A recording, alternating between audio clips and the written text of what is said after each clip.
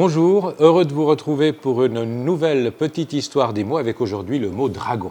Pourquoi le mot dragon? Eh bien tout simplement parce que la semaine dernière, les célèbres dragons de Komodo, dont l'habitat est mis en péril par les bouleversements climatiques, ont été ajoutés à la fameuse liste rouge des espèces menacées de l'Union internationale pour la conservation de la nature qui était réunie en congrès à Marseille. Ces grands varans, les dragons de Komodo, à la morsure très venimeuse, doivent leur nom à un naturaliste et cinéaste américain, William Douglas Burden.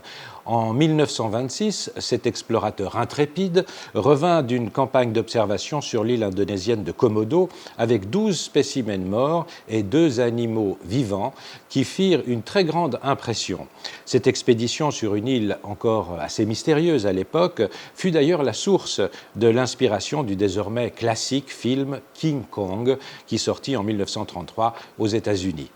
Dans le langage courant, le terme dragon désigne bien sûr une créature mythique au corps reptilien, pourvue d'ailes et de pattes griffues, capable, dans la tradition occidentale au moins, de cracher du feu. Cependant, son apparence, ses aptitudes et sa symbolique changent selon les époques et les civilisations.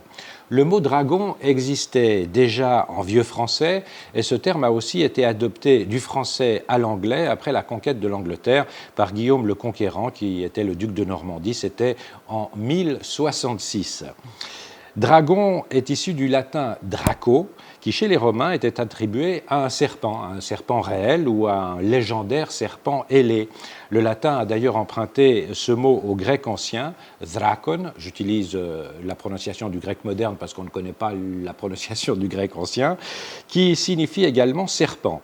Dans la mythologie grecque d'ailleurs, les grands reptiles étaient presque toujours les gardiens d'un trésor ou d'un lieu sacré. C'est ainsi que dans les textes antiques, Python, le mot Python, était aussi un nom propre et il était attribué à un énorme serpent, fils de la terre, que le dieu Apollon a dû tuer à Delphes pour y fonder son fameux sanctuaire, le sanctuaire de Delphes.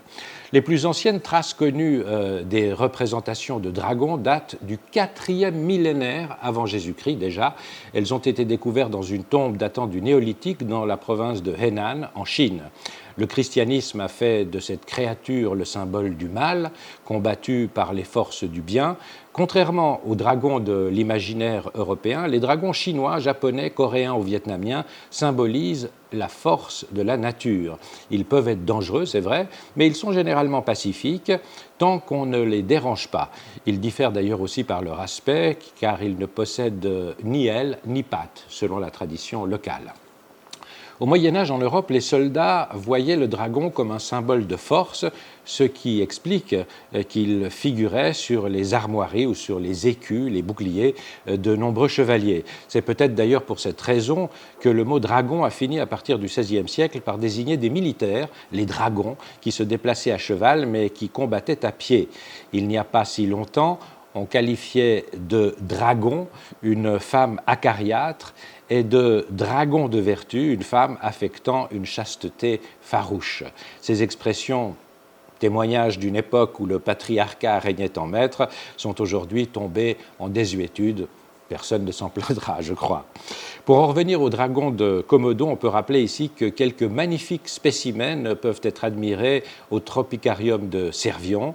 Ils ont l'air impassibles, mais à y regarder de plus près, à y regarder leurs puissantes mâchoires qui sont dotées de 60 dents crénelées, on est plutôt rassuré de se retrouver du bon côté de la vitre, cette vitre bien épaisse qui les sépare de leurs visiteurs. Voilà, je vous remercie de m'avoir suivi. Je vous retrouve la semaine prochaine, si tel est votre bon plaisir, pour une nouvelle petite histoire des mots. Une petite histoire des mots que vous pouvez lire d'ailleurs dans votre journal, le journal Le Courrier, Lavaux, Oron, Jorat, ou encore dans le journal La Région Nord-Vaudois. Bye bye et merci.